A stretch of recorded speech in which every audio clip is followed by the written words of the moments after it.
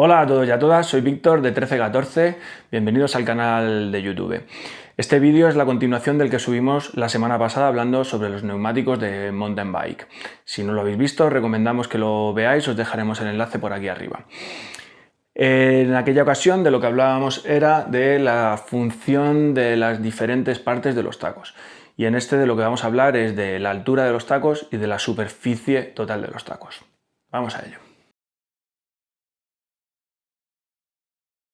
En el vídeo anterior hablamos de cómo participa cada una de las caras de los tacos que componen un neumático de una cubierta de mountain bike.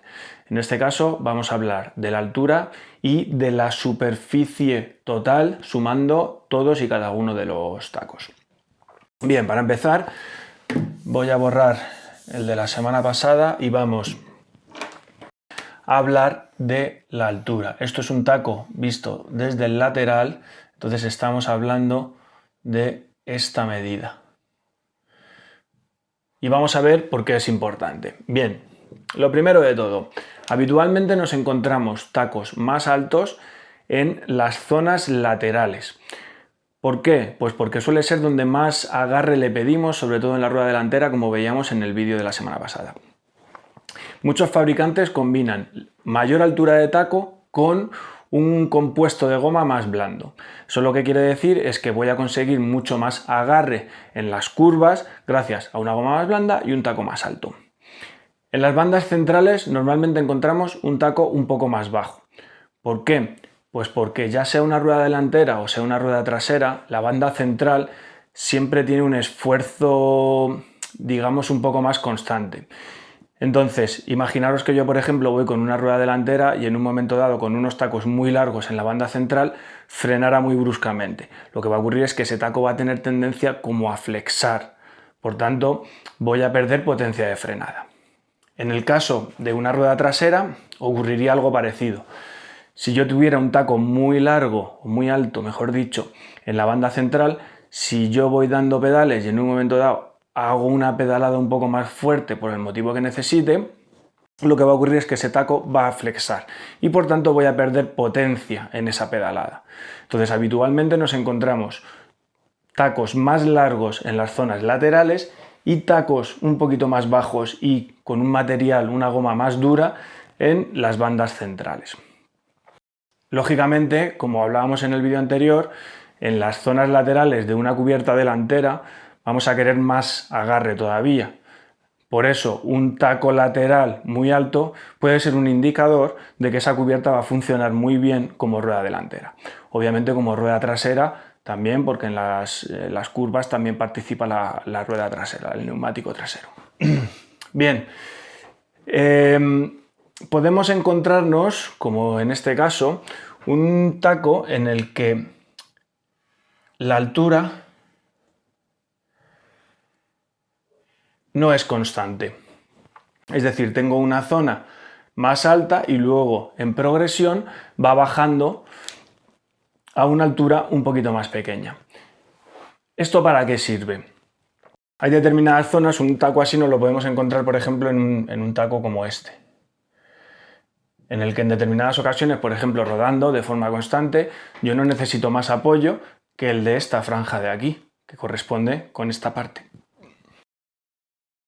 Rodando tranquilamente no necesito más, pero en un momento dado puedo necesitar un extra. ¿Por qué? Pues si es una rueda trasera, una pedalada, como hablábamos antes, más fuerte por el motivo que sea, o en el caso de una rueda delantera, una frenada. ¿Eso qué hace?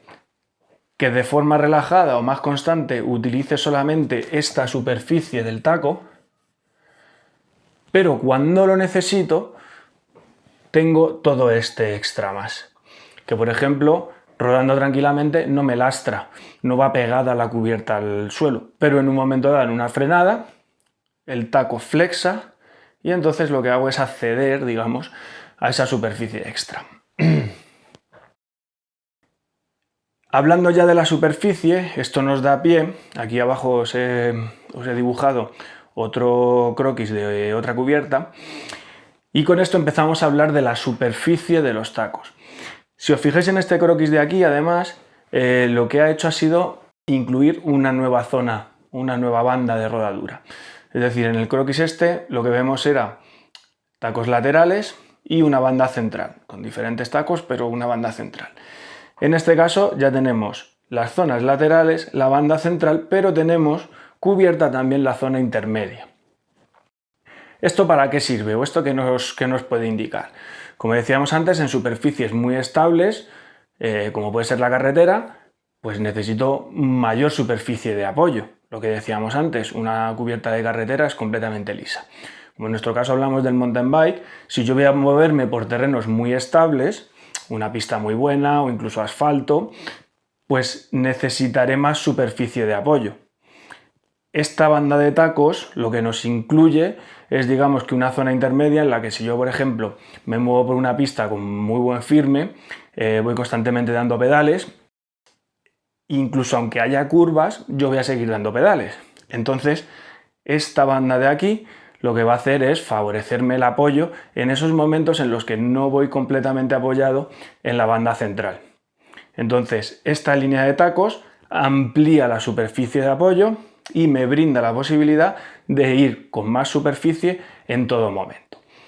Una cubierta así, pues podríamos decir que es como más rodadora. Esto, para que lo entendamos, el ejemplo de la cubierta de carretera, pero entre medias, por ejemplo, cubiertas de trekking, multiusos, es decir, una cubierta en la que yo voy a poner muchos tacos porque me voy a mover siempre por sitios muy estables, no tiene por qué ser carretera.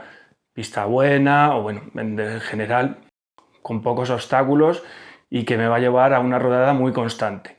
Eso me pedirá siempre más tacos, porque además probablemente rueda a más velocidad y entonces lo que me permite es llevar más superficie de apoyo en todo momento. Si lo que voy a hacer es moverme, por ejemplo, esta cubierta está más pensada, o un diseño así podría ir más pensado, por ejemplo, para una rueda delantera de descenso o de enduro, en el que no necesito esa banda intermedia, porque digamos que aquí las exigencias van a ser más bruscas, por así decirlo, ¿no? Voy bajando y de pronto freno y luego una curva y enseguida la siguiente, es decir, no tengo zonas intermedias. Cuando le pido algo a la cubierta es muy claramente una cosa, o frena o gira, pero no voy rodando en un sitio tan estable o tan constante que me pueda permitir funcionar con un taco añadido. Un poco en resumen, con todo lo que hemos visto hasta ahora, la altura de los tacos siempre me va a dar un poco más de agarre en los laterales, menos altura me va a dar estabilidad en la banda central, y una superficie mayor de apoyo me va a favorecer sobre todo en la rodada. También os digo que si os fijáis bien, aunque sea un croquis, pero muchas veces, aunque tenga menos taco aquí arriba, por ejemplo, la superficie puede ser más o menos la misma, ¿vale? Porque son tacos más grandes en vez de tacos más pequeños repartidos. Eso es por lo que os decía antes. Un taco más repartido, digamos que me va a abarcar muchas más posibilidades. Un taco menos repartido lo que va a hacer es maximizarme el rendimiento en los momentos que yo le solicite. Todo esto unido a lo que veíamos en el vídeo anterior del funcionamiento de los tacos, ya tenemos las claves para identificar un neumático que funcione bien como delantero o como trasero, un neumático que funcione bien para superficies muy constantes o muy estables, o un neumático para condiciones más exigentes, y todo eso va a hacer que me ayude a elegir un neumático que se pueda adaptar a mis necesidades. Lógicamente no hay un neumático ideal, es decir, en muchas ocasiones, aunque hagamos caso de todo esto, tenemos que probar. Es decir, tenemos que utilizar diferentes cubiertas y ver cuál es el funcionamiento que más se adapta, no solamente al firme, sino también al tipo de bici, a nuestro nivel técnico, a las condiciones climatológicas. Es decir, son muchos los aspectos a tener en cuenta a la hora de elegir una cubierta. Entonces, al final podemos tener en cuenta todo esto, más lo que decíamos en el primer vídeo, el TPI, las durezas, el ancho, las marcas y demás. Pero el último es comprar una cubierta, usarla y a partir de ahí ir teniendo nuestras propias experiencias y en función de eso pues elegir la cubierta que mejor se adapte a nuestras necesidades. Espero que os hayan resultado interesantes estos dos vídeos. Nos vemos en la próxima serie.